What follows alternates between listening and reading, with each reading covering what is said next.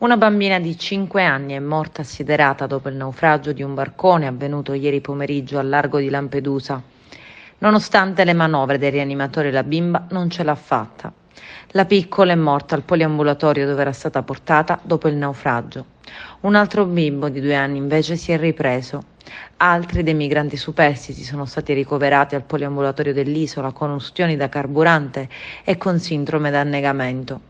Dopo il naufragio, la Procura di Agrigento ha aperto un fascicolo al momento a carico di ignoti per i reati di favoreggiamento dell'immigrazione clandestina e morte quale conseguenza di altro reato. I poliziotti della squadra mobile, coordinati dal procuratore reggente Salvatore Vella, hanno già iniziato ad ascoltare tutti i migranti che erano su quel barcone.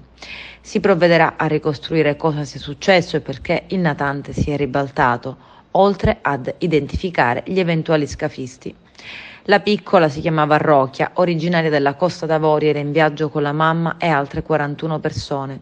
I medici del poliambulatorio hanno tentato ripetutamente di rianimarla per un'ora, ma non c'è stato nulla da fare. Aveva i polmoni pieni d'acqua.